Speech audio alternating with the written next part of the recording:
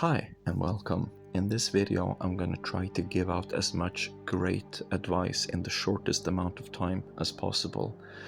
And we can start with mapping out your day.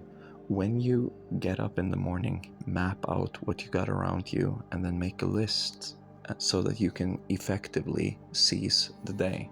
Now, the second thing is meditation. When you start out with meditation, start out with one breath. So let's do a quick one breath meditation right now. Return to center and just be here and realize that it's now, here, in being here, that you can actually make a choice if you want to meditate. So don't worry about meditating, just come back to center and be here. Okay, now the best meditation for beginners, if it's a 5-minute meditation or within the 5-minute range, is to try to get 1,000th more pleasant. But that 1,000th of more pleasant does not leave you.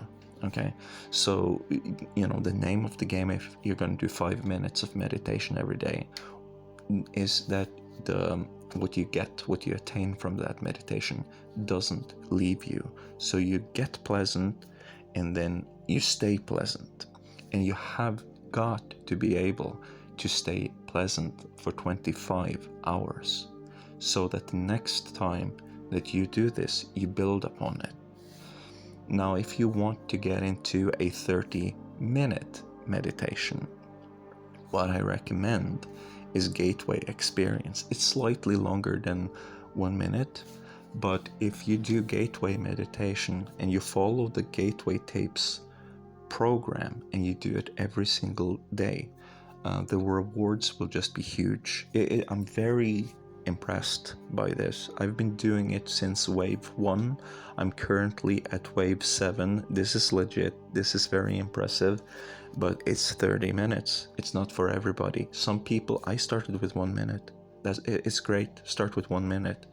If you're fresh, start with one breath. It's great, but it must be it cannot be a conscious choice at first. At first, it's just a habit of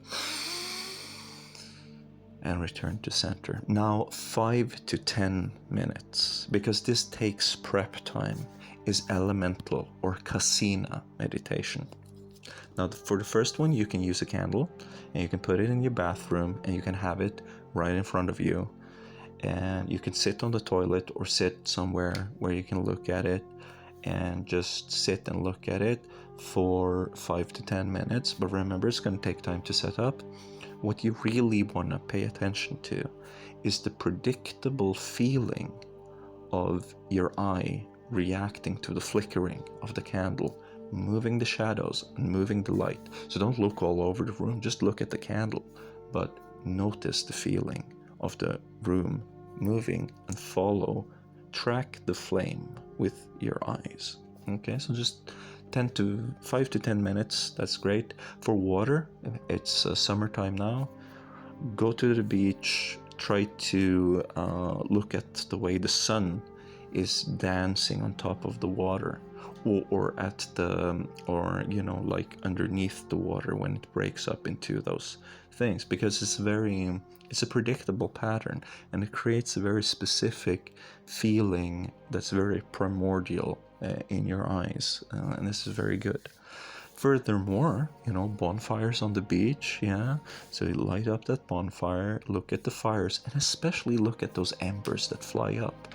It also creates that predictable feeling that is, when it's winter time and it snows, it creates a predictable feeling in your eye. When you look out the window to see if it's raining, and is it raining or is it just gray? It creates a familiar feeling inside of your eye. It is this feeling that you need in order for it to arise as a sign within you, because you cannot bring it forward if you don't remember the feeling in your eye. Likewise, after having meditated with your eyes closed for 5 minutes, especially if you first, let's say you're in front of a door or a white wall, solid white.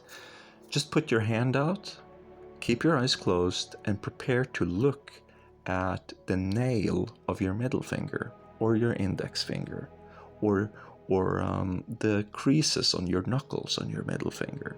Then open your eye and look at that fixed point as if it was a bindu, a attention spot to help you look. And then take one deep breath, close your eyes, and try to, see the after image of that hand. When you see the after image, keep looking at the after image and turn around, but don't change position. So you get the feeling of seeing your hand and your arm with your eyes closed.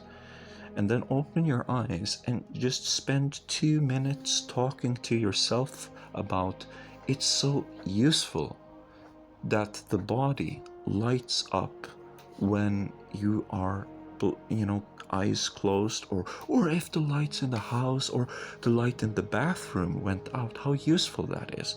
And talk to yourself about how useful it is, to shower and to feel, now it's like here the water is hitting my body, the same way as when you walk slowly into the water. It's good to know, you walk into the water, you take notice, soles of my feet, waves rolling in, rising, falling, the tides.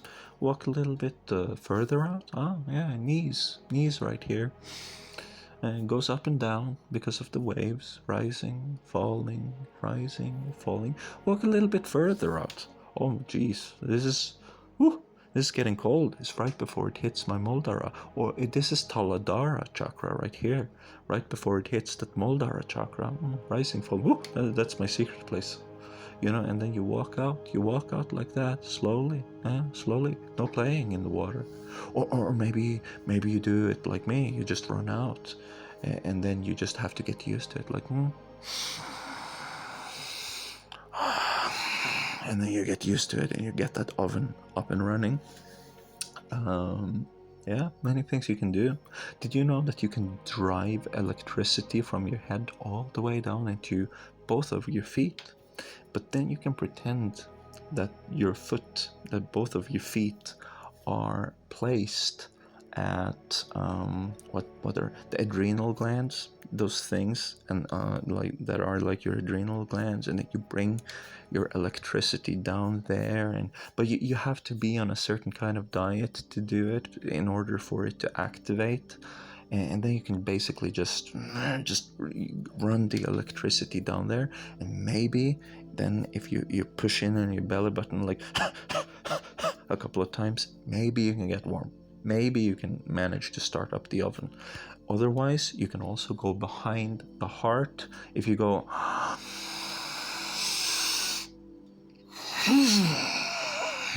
and you can go behind the heart and get it warm from behind your heart. There's a couple. And also coughing is one way, and sneezing, that's more of like just feel it next time you cough, next time you sneeze. Where are you getting warm? Try to you can breathe yourself warm. You can breathe yourself warm. When you breathe warm, what comes out? It's more CO2, it's more H2O, it's warm, it's damp on your hand. That comes from fat. Fat is a carbon, hydrogen, oxygen, group. It comes out as H2O and CO2. It's very simple chemistry. Anything else I can do for you? Try to get into lucid dreaming. Just fantasize. It would be nice to do those dream checks. It would be nice to do that, but it's a very heavy, powerful locker. Try to fantasize about your dream self and make it anything to make yourself pleasant there, to make it relevant. So this will be my video for this week. Do we have anything for 10? So, okay, recap. 5-minute meditation. So that would be one breath, and that would be under 5 minutes. And eyes open, look at the white wall, close your eyes, get your eyes, get the residue of light out of your eyes, open your eyes, see your hand on the door, look at one of the creases or your fingernails, close your eyes, move around, and then you have for 10 minutes. It's more elemental thing. Try to look for those things that create a feeling in your eyes, such as looking at a candle in a dark room, so you have the shadows and the light is flickering, or a campfire with the embers glowing off, the light being broken by water. You look at it, you close your eyes, it's like a little braille, light language from the sun. So feeling and then 30 minutes is a gateway meditation. It's going to give you the most bang for your buck. Anything else? Yeah, chakra systems and all that stuff. This you need to know about your body. You explain it to it, boring anatomy and that kind of stuff. It's like, yeah. But if you go like, it's a chakra, it's very mystic, yeah, it's like a temple, and it's like gods dancing around, then your body's like, yeah, oh, very beautiful pattern.